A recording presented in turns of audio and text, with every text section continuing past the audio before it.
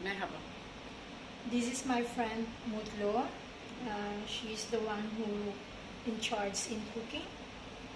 Say the English. Say how are you? How are you? Basta. Very. Ayan po, I'm just showing you my co-workers here. I have two workers here. Mutlo is in charge in cooking and sa tabla in cleaning. So, merhaba, hoş geldiniz. Nasılsınız? Evet. Buyurun Eyvah, kitchen. yeme. Rice ve Evet. chicken. Yok. Bu chef. Neydi? Chicken. Chicken. Kitchen meal. Chicken. Chicken. She's Rice in ve charge chicken. in chef. She's chef yok. Bak. Yok Chef. ben şoför. Şoför aynı chef bu. Eline sağlık. Tamam. Hi, merhaba, hoş geldiniz. Welcome to Channel FW Channel. Ayan guys, welcome back. So ayan no, medyo matagal-tagal na rin na hindi tayo nakapag-vlog dahil super busy sa ating work.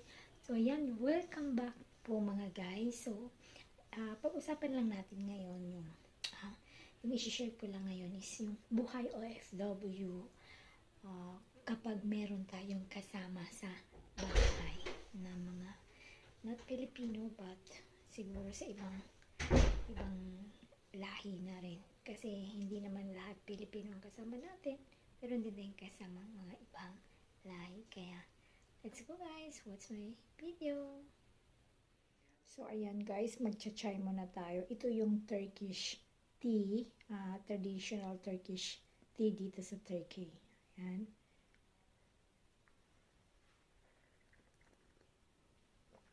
So, magkukwentuhan lang tayo ngayon about sa mga work natin.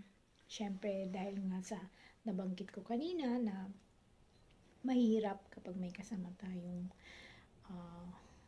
kasama na worker sa bahay. Pero maganda naman dahil hindi sa atin lahat ang trabaho. Of course, may katulong tayo, 'di ba? Kumbaga may not katulong kasi tayo yung katulong. Meron tayong katuwang. Yes. Meron tayong katuwang sa mga gawaing bahay. So dito sa Turkey guys is pag mayaman talaga yung amo mo, pag mayaman yung amo mo, merong in charge sa cooking, merong in charge sa cleaning at pag may anak silang maliliit, merong nanny na in charge naman sa mga bata, pag take good care ng mga bata to assist if they have homework, hygiene, mga ganun tidy up or about the personal stuff of the kids. So, the nanny is in charge of that one. Tapos, pag mayaman yon. Pero pag hindi naman ganun kayaman yung amo mo, of course, mag-isa ka lang.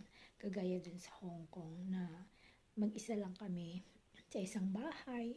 Pero ang maganda sa Hong Kong kasi hindi ganun kalaki yung bahay. Kumbaga yung flat lang.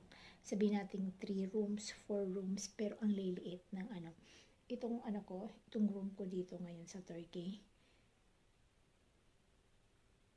Parang mas maluwang pa to ng konti dun sa amo ko kasi mahaba to eh. Ang haba nito. Yung kasi, yung room kasi ng madam ko, pagpasok mo, konting space lang, bed na kaagad, tapos yun, yung nila, yung wardrobe nila, yun, tapos separate yung toilet, yung ganun. Ang toilet nga namin dito is malaki compare doon sa Hong Kong, siguro times 3. Ang toilet doon sa Hong Kong, tapos compare dito, times 3 or times 2, yung laki. So, ayan, may advantage naman kapag may kasama tayo sa bahay. At of course, meron ding disadvantage. Unang-una, pag-usapan natin yun. Di ba nakita nyo yung kanina, yung kasama ko? Si Mutlo, she was in charge in cooking at the same time, driver din siya. Kasi before, meron kaming cooking, si Sene Pabla, kaya lang medyo tumanda na kasi siya, medyo matanda na siya, so nag-resign na siya kasi gusto niya na magpahinga kasi more than 60 na siya, mga 65 na siya that time. So ngayon nasa 70 years old na siya. So, ayun, siya yung si Sine Pabla before, yung in charge sa cooking. At saka naman si Mutlo, siya yung in charge sa mga bata, sa driver. Driver naman siya. Siya yung naghahatid sundo sa mga bata. Tapos pag wala siyang ginagawa, pag yung mga bata nasa school, so sometimes siya din yung in charge ng marketing. Siya yung namamalengke. Diba? So, ayun. Kaya nung nag-retire na si Sine Pabla, kasi nga matanda na siya, 65 years old, cooking lang siya, hindi naman siya everyday pumupunta dito. Lang siya pumupunta dito, 3 times a week siya pumupunta dito. Monday, Wednesday, and supposed to be Friday, but hindi siya nakakapunta ng Friday, so Saturday. So, ang punta niya is Monday, Wednesday, at saka Friday. Pero minsan, Monday, Tuesday, nandito siya. And then,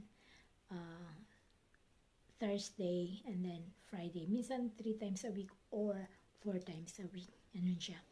Pero may talaga, yung time talaga na parang daily siya from Monday to Saturday, pero Friday lang wala siya. Friday and Sunday, yung mga ganun. So, ayun. Tapos, meron pa kaming cleaner. So, yung cleaner namin, of course, she was in charge in cleaning. So, yung cleaner namin is sa tabla. Siya naman yung sa cleaning. So, ako naman yung nanny. Kasi 3 yung mga alaga ko. So, to be honest, mahirap nung maliliit pa sila. Kasi, syempre, 3 sila, diba? Pero, kahit papano, mahirap na magaan. Kasi hindi na ako nagluluto, hindi na rin ako naglilinis. So, focus lang ako sa mga bata. To be honest, relax compare sa trabaho ko sa Hong Kong. Kasi syempre sa Hong Kong, nagluluto pa ako, naglilinis pa ako, and then nagbabantay pa ako ng bata. Pero yung for 2 years yun ha. Pero yung isa talaga na lilipatan ko sana supposed to be after nung 2 years ko, sa first employer ko. So, lumipat ako kasi hindi ako magre-renew. Meron pa akong car wash, my God. And meron pa akong marketing every other day. So, talagang ang hirap. Pero, alam mo naman tayong mga Pilipino, lahat ng trabaho is kinakaya natin. Most of, OFW, Filipino OFW is talaga matyaga tayo. Kinakaya natin. Konti lang yung konti lang yung mga Pilipino na masasabi nating hindi matyaga sa trabaho. Pero merong mga ganun. Yung, naman yun, yung, kung hindi tumatagal, may mga ganun na hindi tumatagal. Pag ayaw nila, pag hindi nila kaya, as in talagang nilalayasan na nila yung amo nila. Pero iba ako, guys. Sabay ganun na. Ako naman si never surrender. Wala akong amo na ako yung nag-surrender, no. Tinatapos ko yung kontrata ko at kahit nahihirapan ako, talagang kinakaya ko na tatapusin ko. And tingnan mo naman, dito sa Turkey, ilang years na ako. Since dumating ako dito, hindi ako nag-give up, hindi ako nagpalit ng amo. 8 years na po ako. So, thanks God, dahil 8 years na ako. Kaya yun, balik tayo dun sa may kasamang sa bahay. So, hindi naman mga Pilipino yung mga kasama ko sa bahay, pero kailangan mo talaga ding mag-adjust sa mga ugali natin. Kasi meron talaga tayong mga differences. Ang sa atin lang is, we need to respect kung ano yung mga differences natin, and we need to adjust also. Kasi, lahat naman ng bagay na natin, nakukuha natin sa pakisama. Pero ang advantage sa ating mga Pilipino, kasi friendly tayo, mataas, mahabang pasensya natin, at din tayo, yung marunong tayong mag-adjust, diba?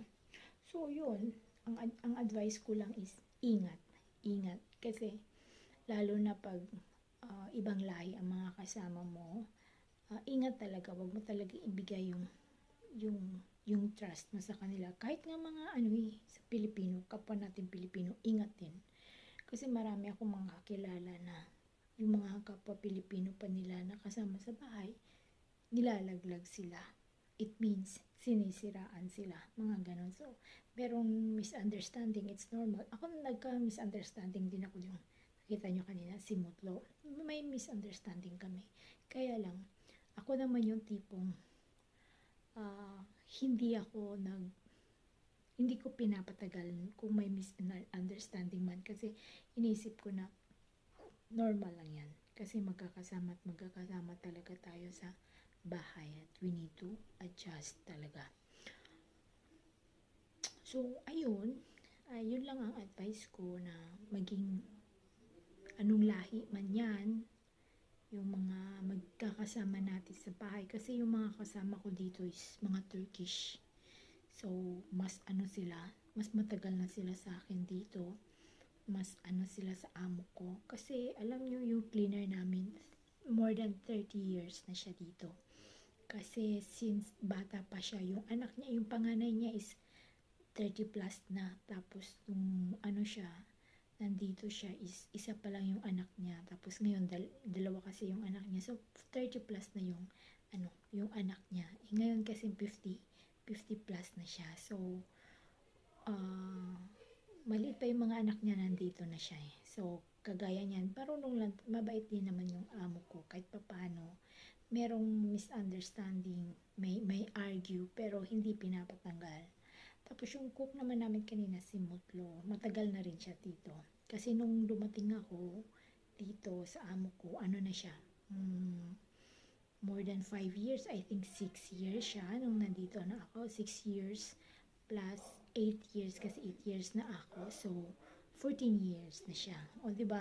So 14 years it's a long time. Di ba? Ang tagal na niyan. So ayun, basta advice ko lang is makisama tayo at saka wag na wag ibigay ang full na tiwala. Maging Pilipino man yan, maging Turkish man yan, Uzbekistan man yan, Turkmenistan man yan, Russian man yan, Ethiopian man yan, Indonesian man yan, or kahit ibang lahi. Basta magtira tayo ng sa sarili natin. Kumbaga yung secret, lalong-lalo na pagdating sa sahod. Siyempre pag Pilipino yung kasama mo, alam naman nila kung magkano sahod natin. Pero pag ibang lahi, as much as possible, wag mo na sabihin. Kasi pag nalaman nila na mas pataas ang sahod ng mga Pilipina, talagang pag-iinitan ka nila. Gagawa yan sila ng paraan na siguro maalis tayo sa trabaho or hindi natin alam kung anong dapat nila gawin. So, yan lang guys. Maraming salamat sa ating lahat. And sana sa ating kwentuhan, meron tayong konting natutunan. Thank you for watching and may the Lord God bless us all. Bye!